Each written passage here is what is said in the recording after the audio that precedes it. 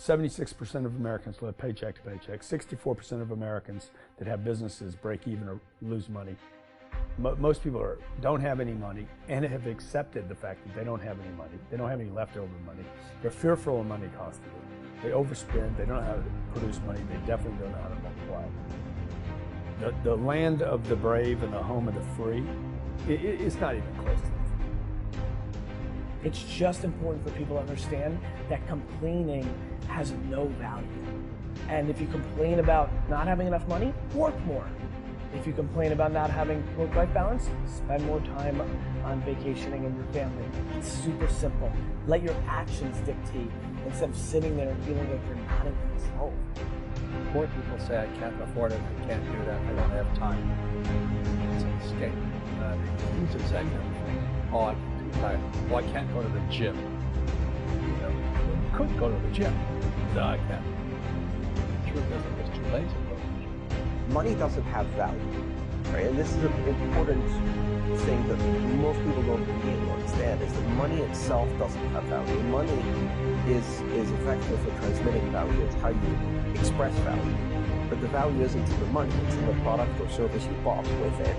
And it's in the labor you gave in order to acquire it in the first place. That's where the value comes from. There's nothing intrinsically valuable in the money. You shouldn't put money in a house, you should put money in your brand. You should put money in the marketing. You should promote yourself, not put money in where you and the kids live. Why is that a mistake?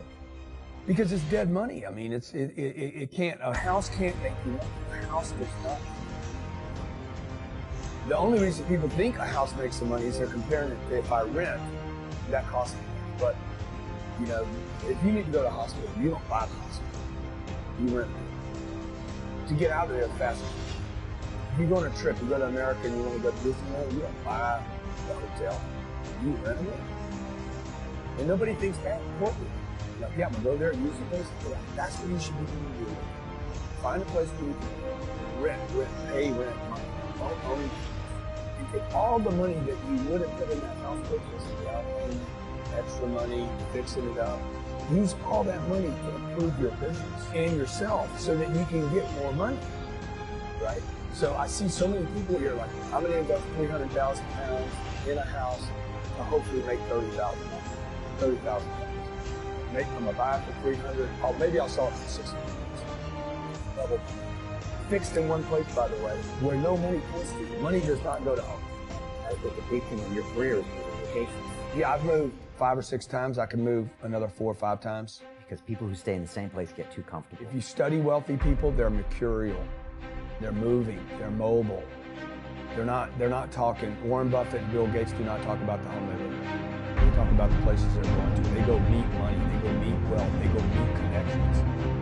People are stunningly accepting of anything if they actually believe that's the purest form of life. I think I'd be less acceptable if I hedged. I believe people will accept you. People accept everything. Just be you. Be you, and clearly people like react when you're trying to fake something and you've got bad intent. Well, then that's misleading. I actually think we don't give love to the person that actually knows they have it, and they're trying to fake it to conform. Hence why I won't adjust to this market anymore, because I don't think I'll respect it. I know what my intent is, so why would I be saying it? I want to build the biggest building in town. That's who I am. And you know how I do that? I build the biggest building in town.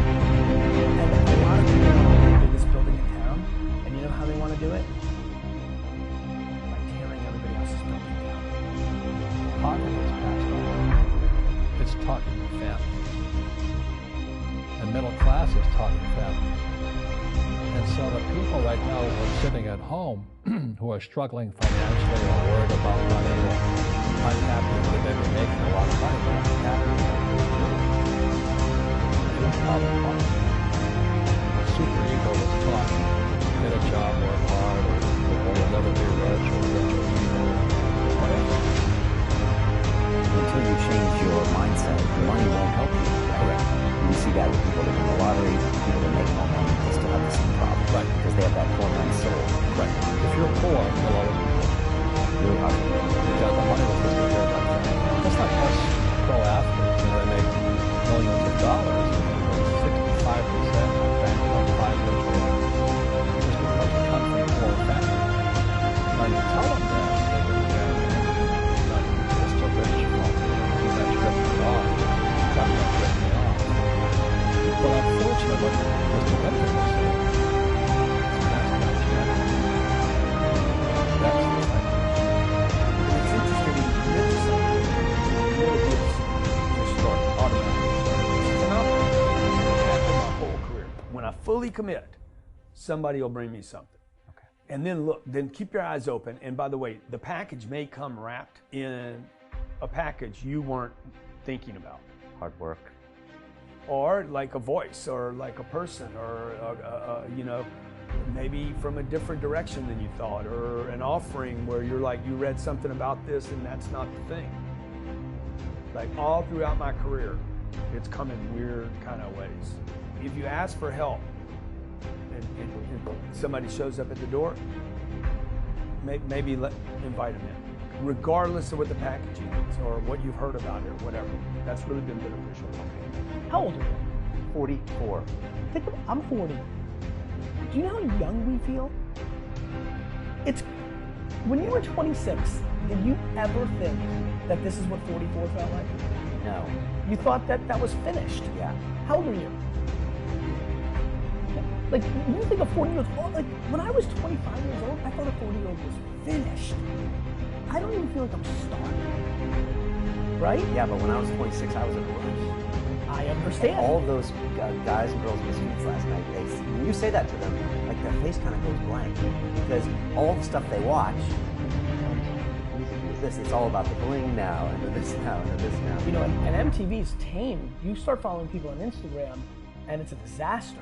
They're all pushing, like, you know, it's all about champagne and private planes, and you can get it too, and just sign up for my course, like, and everybody's falling for it. So I'm coming out, and first of all, I want to be historically correct. Nobody in 100 years is going to watch that video and say that I was full of crap. I like that, right? Number two, I want my legend to grow. I'm always fascinated by politicians and world figures. Like Winston Churchill, his brain continues to grow, right? I want that. When I'm dead, I want to be in the ground at peace knowing my legend's growing. Like, I don't want to hustle. I want to prosper. I don't want to grind. I want to create a machine that monetizes. I'm not shameful of money. I want money. I want a lot of money. I want to give money away. I want to raise a lot of money. You can't do that if you're